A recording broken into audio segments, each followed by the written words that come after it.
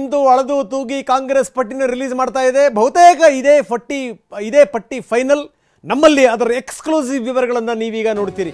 ಅಂದರೆ ಯಾರ್ಯಾರಿಗೆ ಟಿಕೆಟ್ ಭಾಗ್ಯ. ಕಾಂಗ್ರೆಸ್ ಅಭ್ಯರ್ಥಿಗಳ ಎರಡನೇ ಪಟ್ಟಿಗೆ ಈಗಾಗಲೇ ಕೌಂಟ್ ಡೌನ್ ಶುರು ಆಗಿದೆ. ಪಟ್ಟಿ ಆಲ್ಮೋಸ್ಟ್ ರೆಡಿ ಇದೆ. 17 ಕ್ಷೇತ್ರಗಳ ಕೈ ಲಿಸ್ಟನ್ನು TV9 ಬ್ರೇಕ್ ಮಾಡ್ತಾ ಇದೆ. ನೀವು ಅದರ ಎಕ್ಸ್ಕ್ಲೂಸಿವ್ ವಿವರಗಳನ್ನು ನೀವು ನೋಡಬಹುದು. ಎಕ್ಸ್ಕ್ಲೂಸಿವ್ ದೃಶ್ಯಾವಳಿಗಳು, ಎಕ್ಸ್ಕ್ಲೂಸಿವ್ ವಿವರಗಳು ಅದನ್ನು ನೀವು ನೋಡ್ತೀರಿ. ಇದೇ ಲಿಸ್ಟ್ ಫೈನಲ್. ಅಧಿಕೃತ ಘೋಷಣೆ ಒಂದೇ ಬಾಕಿ. ಮೊದಲ ಹಂತದಲ್ಲಿ 7 ಕ್ಷೇತ್ರಕ್ಕೆ ಟಿಕೆಟ್ ಘೋಷಣೆ ಆಗಿತ್ತು. ಈಗ ಎರಡನೇ ಪಟ್ಟಿನಲ್ಲಿ 17 ಕ್ಷೇತ್ರಗಳಿಗೆ ಹೆಸರುಗಳನ್ನು ಫೈನಲ್ ಮಾಡಲಾಗಿದೆ. ಈಗಾಗಲೇ ಎಲ್ಲವೂ ಕೂಡ ರೆಡಿ ಇದೆ. ಹೈಕಮಾಂಡ್ ಅಧಿಕೃತವಾಗಿ ಪ್ರಕಟಿಸಬೇಕು ಅಷ್ಟನ್ನೇ. ಅಂದರೆ ಎರಡನೇ ಪಟ್ಟಿಗೆ ಈಗ ಕೌಂಟ್ ಡೌನ್ ಶುರುವಾಗಿದೆ. 17 ಕ್ಷೇತ್ರಗಳ ಲಿಸ್ಟ್. ಕುಮಾರ್ ನಾಯಕ್ ಅಂಜೂರ ಕೃಷಿ ಮಾಡಿ ಎಕರೆಗೆ 3 ಲಕ್ಷ ಗಳಿಸ್ತಿದ್ದಾರೆ. ನೀವು ಕೂಡ ಅವರಿಂದ ಕಲಿಬೇಕಾ? ಅವ್ರ ಜೊತೆ ವಿಡಿಯೋ ಕಾಲ್ನಲ್ಲಿ ಮಾತಾಡಬೇಕಾ? ಈಗಲೇ ಫ್ರೀಡಮ್ ಆ್ಯಪ್ ಡೌನ್ಲೋಡ್ ಮಾಡಿ.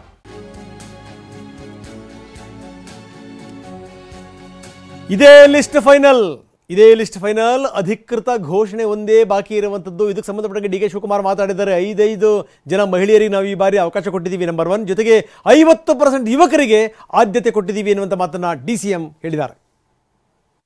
17 ಕ್ಷೇತ್ರ ಏನು ಒಂದು ಫೈನಲ್ ಆಗಿರುವಂಥದ್ದು, ಇದ್ರಲ್ಲಿ ಮತ್ತೆ ಬದಲಾವಣೆ ಆಗೋದು ಸಾಧ್ಯತೆ ಇದೆಯಾ ಅಥವಾ ಅದೇ ಫೈನಲ್? ಯಾವುದು ಬದಲಾವಣೆ? 17 ಕ್ಷೇತ್ರ ಏನು ಒಂದು ಫೈನಲ್ ಆಗಿರುವಂಥದ್ದು, ಇದ್ರಲ್ಲಿ ಮತ್ತೆ ಬದಲಾವಣೆ ಆಗೋದು ಸಾಧ್ಯತೆ ಇದೆಯಾ ಅಥವಾ ಅದೇ ಫೈನಲ್? ಯಾವುದು ಬದಲಾವಣೆ? 17 ಕ್ಷೇತ್ರ ಏನು ಒಂದು ಫೈನಲ್ ಆಗಿರುವಂಥದ್ದು, ಇದ್ರಲ್ಲಿ ಮತ್ತೆ ಬದಲಾವಣೆ ಆಗೋದು ಸಾಧ್ಯತೆ ಇದೆಯಾ ಅಥವಾ ಅದೇ ಫೈನಲ್? ಯಾವುದು ಬದಲಾವಣೆ? 17 ಕ್ಷೇತ್ರ ಏನು ಒಂದು ಫೈನಲ್ ಆಗಿರುವಂಥದ್ದು, ಇದ್ರಲ್ಲಿ ಮತ್ತೆ ಬದಲಾವಣೆ ಆಗೋದು ಸಾಧ್ಯತೆ ಇದೆಯಾ ಅಥವಾ ಅದೇ ಫೈನಲ್? ಯಾವುದು ಬದಲಾವಣೆ? 17 ಕ್ಷೇತ್ರ ಏನು ಒಂದು ಫೈನಲ್ ಆಗಿರುವಂಥದ್ದು, ಇದ್ರಲ್ಲಿ ಮತ್ತೆ ಬದಲಾವಣೆ ಆಗೋದು ಸಾಧ್ಯತೆ ಇದೆಯಾ ಅಥವಾ ಅದೇ ಫೈನಲ್? ಯಾವುದು ಬದಲಾವಣೆ? 17 ಕ್ಷೇತ್ರ ಏನು ಒಂದು ಫೈನಲ್ ಆಗಿರುವಂಥದ್ದು, ಇದ್ರಲ್ಲಿ ಮತ್ತೆ ಬದಲಾವಣೆ ಆಗೋದು ಸಾಧ್ಯತೆ ಇದೆಯಾ ಅಥವಾ ಅದೇ ಫೈನಲ್? ಯಾವುದು ಬದಲಾವಣೆ? 17 ಕ್ಷೇತ್ರ ಏನು ಒಂದು ಫೈನಲ್ ಆಗಿರುವಂಥದ್ದು, ಇದ್ರಲ್ಲಿ ಮತ್ತೆ ಬದಲಾವಣೆ ಆಗೋದು ಸಾಧ್ಯತೆ ಇದೆಯಾ ಅಥವಾ?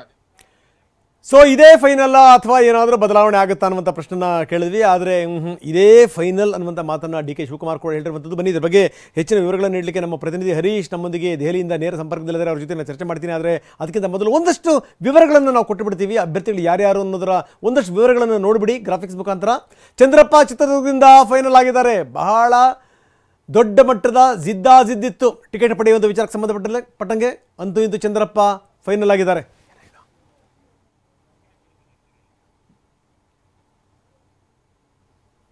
ನಾವು ತೋರಿಸ್ತಾ ಇದ್ದೀವಿ ಕಾಂಗ್ರೆಸ್ನ ಎರಡನೇ ಪಟ್ಟಿ. ಆ ಪಟ್ಟಿಯ ವಿವರಗಳನ್ನು ನಿಮ್ಮ ಎದುರುಗಡೆ ನಾವು ಇಡ್ತಾ ಇದ್ದೀವಿ. ಚಂದ್ರಪ್ಪ ಚಿತ್ರದುರ್ಗದಿಂದ, ಕುಮಾರ್ ನಾಯಕ್ IAS ಅಧಿಕಾರಿಯಾಗಿದ್ದಂಥವರು ರಾಯಚೂರಿನಿಂದ, ಮೃಣಾಲ್ ಹೆಬ್ಬಾಳ್ಕರ್ ಬೆಳಗಾವಿಯಿಂದ. ಅಂತೂ ಇಂತೂ ಹೆಬ್ಬಾಳ್ಕರ್ ತಮ್ಮ ಮಗನಿಗೆ ಟಿಕೆಟ್ ಕೊಡಿಸುವಂಥ ನಿಟ್ಟಿನಲ್ಲಿ ಯಶಸ್ಸನ್ನು ಕಂಡಿದ್ದಾರೆ. ಕುಮಾರ್ ನಾಯಕ್ IAS ಅಧಿಕಾರಿ ಆದಂಥವರು, ಒಳ್ಳೆಯ ಅಧಿಕಾರಿ ಅಂತ ಹೆಸರು ಕೂಡ ಪಡೆದಿದ್ದರು. ಈ ಪವರ್ ಇಲಾಖೆನಲ್ಲೂ ಕೂಡ ಅವರು ಕೆಲಸ ಮಾಡಿದರು. ಇನ್ನು ಪ್ರಿಯಾಂಕಾ ಜಾರಕಿಹೊಳಿ, ಸತೀಶ್ ಜಾರಕಿಹೊಳಿ ಅವರ ಪುತ್ರಿ, ಚಿಕ್ಕೋಡಿಯಿಂದ ಫೈನಲ್ ಆಗಿದೆ. ಬಾಗಲಕೋಟೆ ಏನೇ ಪ್ರತಿರೋಧ ಇದ್ದರೂ ಕೂಡ ಸಂಯುಕ್ತಾ ಪಾಟೀಲ್ ಹೆಸರು ಫೈನಲ್ ಆಯಿತು. ಇನ್ನು ಧಾರವಾಡದಿಂದ ವಿನೋದ್ ಅಸೂಟಿ ಅವರ ಹೆಸರು ಫೈನಲ್ ಆಗಿದೆ. ಕಾಂಗ್ರೆಸ್ನ ಎರಡನೇ ಪಟ್ಟಿಯ ವಿವರಗಳನ್ನು ನಾವು ನಿಮಗೆ ತೋರಿಸ್ತಾ ಇದ್ದೀವಿ. 17 ಕ್ಷೇತ್ರಗಳ ವಿವರಗಳು ಇನ್ನೇನು ಇದೆಲ್ಲವೂ ಕೂಡ ಫೈನಲ್ ಆಗಿದೆ. ಹೈಕಮಾಂಡ್ ಅಧಿಕೃತವಾಗಿ ಪ್ರಕಟಿಸಬೇಕು ಅಷ್ಟೇ ಬಾಕಿ ಇರೋದು. ರಾಜಶೇಖರ ಹಿಟ್ನಾಳ್ ಕೊಪ್ಪಳದಿಂದ, ರಾಘವೇಂದ್ರ ಹಿಟ್ನಾಳ್ ಅವರ ಸೋದರ, ಜೊತೆಗೆ ಬಸವರಾಜ್ ಹಿಟ್ನಾಳ್ ಅವರ ಪುತ್ರ ರಾಜಶೇಖರ ಹಿಟ್ನಾಳ್ ಕೊಪ್ಪಳದಿಂದ, ರಾಧಾಕೃಷ್ಣ ದೊಡ್ಡಮನಿ ಕಲಬುರಗಿಯಿಂದ, ರಾಧಾಕೃಷ್ಣ ದೊಡ್ಡಮನಿ ಖರ್ಗೆ ಅವರ ಅಳಿಯ. ಇನ್ನು ಸಾಗರ್ ಖಂಡ್ರೆ ಬೀದರ್ನಿಂದ ಹೆಸರು ಫೈನಲ್ ಆಗಿದೆ. ನೆನ್ನೆ ಕೂಡ ನಾವು ತೋರಿಸಿದ್ವಿ. ಬೀದರ್ನಿಂದ ಸಾಗರ್ ಖಂಡ್ರೆ ಅವರ ಹೆಸರು ಫೈನಲ್ ಆಗಿದೆ. ಸಾಗರ್ ಖಂಡ್ರೆ ಈಶ್ವರ್ ಖಂಡ್ರೆ ಅವರ ಪುತ್ರ. ಇನ್ನು ದಕ್ಷಿಣ ಕನ್ನಡದಿಂದ ಪದ್ಮರಾಜ್ ಅವರ ಹೆಸರನ್ನು ಫೈನಲ್ ಮಾಡಲಾಗಿದೆ. ದಕ್ಷಿಣ ಕನ್ನಡಕ್ಕೆ ಮೈಸೂರಿನಿಂದ ವಕ್ತಾರರಾಗಿದ್ದಂಥ M ಲಕ್ಷ್ಮಣ, B ಪದವೀಧರರು, ಲಕ್ಷ್ಮಣ ವಕ್ತಾರರಾಗಿ ಕೆಲಸ ಮಾಡ್ತಾಯಿದ್ರು. ಮೈಸೂರಿನಿಂದ ಲಕ್ಷ್ಮಣ ಅವರ ಹೆಸರು ಫೈನಲ್ ಆಗಿದೆ. ಕಾಂಗ್ರೆಸ್ನ ಎರಡನೇ ಪಟ್ಟಿಯ ವಿವರಗಳನ್ನು ನಾವು ನೋಡ್ತಾ ಇದ್ದೀವಿ. ಇನ್ನು ಬೆಂಗಳೂರು ದಕ್ಷಿಣದಿಂದ ಮನಸ್ಸಿದೆಯೋ ಮನಸ್ಸಿಲ್ವೋ ಸೌಮ್ಯ ರೆಡ್ಡಿ ಅವ್ರನ್ನ ಕಣಕ್ಕಿಳಿಸಲಾಗಿದೆ. ಮನ್ಸೂರ್ ಅಲಿ ಖಾನ್ ಬೆಂಗಳೂರು ಕೇಂದ್ರದಿಂದ ಕಣಕ್ಕಿಳಿದಿದ್ದಾರೆ. ಹಿಂದೆಲ್ಲ ಅವ್ರಿಗೆ ಅವಕಾಶವನ್ನು ಕೊಡಲಾಗಿತ್ತು, ಸಕ್ಸಸ್ ಆಗಿರಲಿಲ್ಲ. ಈ ಬಾರಿ ನೋಡಬೇಕೇನಾಗುತ್ತೆ ಅಂತ. ಇನ್ನು ಬೆಂಗಳೂರು ಉತ್ತರದಿಂದ ಪ್ರೊಫೆಸರ್ ರಾಜೀವ್ ಗೌಡ ಹಿಂದೆ ಅವರು ರಾಜ್ಯಸಭಾ ಮೆಂಬರ್ ಆಗಿದ್ದರು. ಬುದ್ಧಿಜೀವಿ ವಲಯಗಳಲ್ಲಿ ಗುರುತಿಸ್ಕೊಂಡಿರುವಂಥವ್ರು ರಾಜೀವ್ ಗೌಡ. ಇನ್ನು ಅಂಜಲಿ ನಿಂಬಾಳ್ಕರ್ ಉತ್ತರ ಕನ್ನಡದಿಂದ, ಅಂತೂ ಇಂತೂ ಉತ್ತರ ಕನ್ನಡದ ಟಿಕೆಟ್ ಪಡೆಯುವಂಥ ನಿಟ್ಟಿನಲ್ಲಿ ಅಂಜಲಿ ನಿಂಬಾಳ್ಕರ್ ಯಶಸ್ಸನ್ನು ಕಂಡಿದ್ದಾರೆ. ಅಂಜಲಿ ನಿಂಬಾಳ್ಕರ್ ಬಗ್ಗೆ ಹೆಗಡೆಯವರು ಮಾತಾಡಿದಂಥ ಮಾತುಗಳನ್ನು ಕೂಡ ನಾವು ಕೇಳಿದ್ವಿ.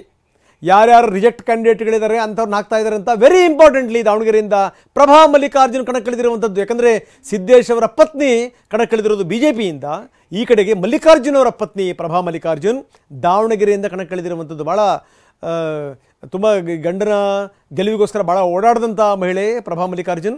ಎಷ್ಟರ ಮಟ್ಟಿಗೆ ತಮ್ಮ ಪ್ರಭಾವವನ್ನು ತೋರಿಸ್ತಾರೆ ನೋಡಬೇಕು. ಅಂತೂ ಇಂತೂ ನಾವು ನೋಡ್ತಾ ಇದ್ವಿ ಪಟ್ಟಿನ. ಹೆಣ್ಣುಮಕ್ಕಳ ಸಂಖ್ಯೆನೂ ಕೂಡ ಇದೆ. ಎರಡನೇ ಪಟ್ಟಿನಲ್ಲಿ 17 ಜನರಲ್ಲಿ 5 ಜನ ಹೆಣ್ಣು ಮಕ್ಕಳುಗಳಿಗೆ ಅವಕಾಶವನ್ನು ಕೊಡಲಾಗಿದೆ. 5 ಮಹಿಳೆಯರಿಗೆ ಇಲ್ಲಿ ಅವಕಾಶ ಕೊಟ್ಟಿರುವಂಥದ್ದು ನಂಬರ್ 1. ಜೊತೆಗೆ 50% ಯುವಕರಿಗೆ ಆದ್ಯತೆ ಕೊಡಲಾಗಿದೆ ಅಂತ 5 ಮಹಿಳೆಯರಿಗೆ ಅವಕಾಶ ಕಲ್ಪಿಸಿರೋದು.